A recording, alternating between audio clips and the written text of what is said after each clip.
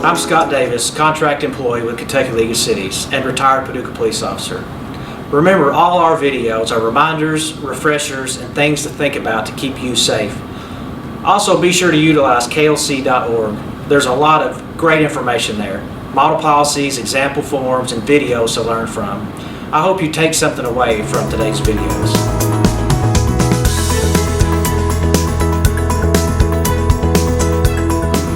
I have a very important topic to discuss. It involves reaching into, grabbing onto, and being held to a vehicle. Now, I've been doing a lot of traveling and training out of town since I've retired. And as I'm on the road, I see officers conducting traffic stops. And let me tell you what I'm consistently seeing on these stops.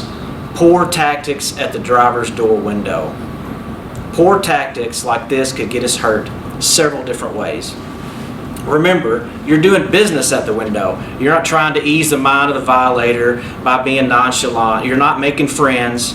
We should not be in front of that window. First, you're giving the violator a large target if they happen to pull a gun. Second, we're putting ourselves at risk to be grabbed and pulled forward. This could cause injuries to our face or our head by hitting the door frame.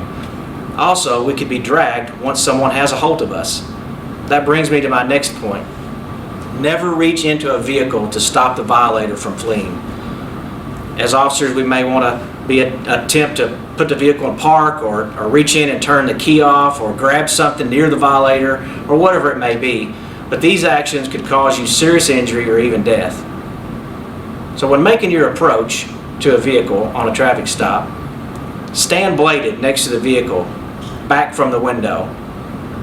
Always have the violator reach out to you to hand you information. Never reach into the vehicle. You stand more to lose no matter what you think you'll gain. We probably already have the plate information, maybe even a driver's license, not to mention body camera footage of the violator. So I have a couple of videos I would like for you to look at. If you're watching this on Bridge, there'll be a page with links at the end. But if not, go to YouTube and type in the search bar, police footage shows suspect dragging deputy after traffic stop. The first video shows an officer standing at the window doing things that we just discussed we shouldn't be doing. It shows dash and body cam video both, so you may have to watch it twice to kind of see what he's doing. But he smells marijuana, he recognizes that the violator is not acting right, but he never changes his tactics. He instead steps up on the running board of the SUV to reach in. The second video, type in the search bar of YouTube, cop dragged by car during traffic stop. The second video shows similar tactics. Officer standing at the window, he reaches in because he notices the suspect attempting to flee. Now, this officer's daughter just happened to be at the intersection when all this was happening. He was very lucky for sure. He could have died right in front of his own daughter, doing something that's preventable.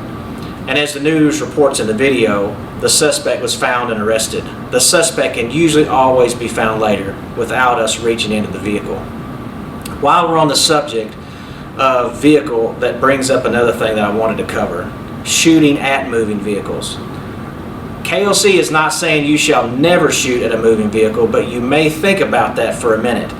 First and foremost, know what your policy says. It's not like the movies. Shooting into a moving vehicle is rarely effective. Think about the difficulty of placing an accurate shot. Think of what you can't see in the vehicle. Are there passengers, or worse than that, a small child? What if your shot is accurate? Where's the car going to go? Pedestrians? Traffic? Buildings? Who knows? As officers, we want to stop the suspect. Just like reaching into vehicles, that puts us into a deadly situation. So does stepping in front of a fleeing suspect. Stepping in front of a moving vehicle in an attempt to get them not to flee is not justification for deadly force. The best option in most cases is to let the subject go. The third video that I'd like for you to look at is Little Rock Police Release Officer Shooting Video. Type that into the YouTube search bar. In this video, you can clearly see the dangers I'm speaking of. I'm not criticizing this officer's actions. We're actually looking at a very small clip showing the dangers that I've been talking about. See for yourself how this could have turned out really bad for the officer. Last thing I want to cover is warning shots. Not only are they prohibited by policy, think of the dangers that go along with it. Let's look at the good and the bad. I can't really think of any one good reason, so let's look at the bad. Here's a list off the top of my head of some of the dangers. What goes up must come down. That's if you're shooting up. The second thing, you could shoot yourself. The third thing, you could hurt someone or yourself from a ricochet. Fourth thing, sympathetic gunfire from the suspect or your partners. You shoot, they may also shoot. And the last thing, warning shots are a bad idea. Don't do them. I know I've covered a lot today, and I hope you can take something from all these topics. Stay safe out there.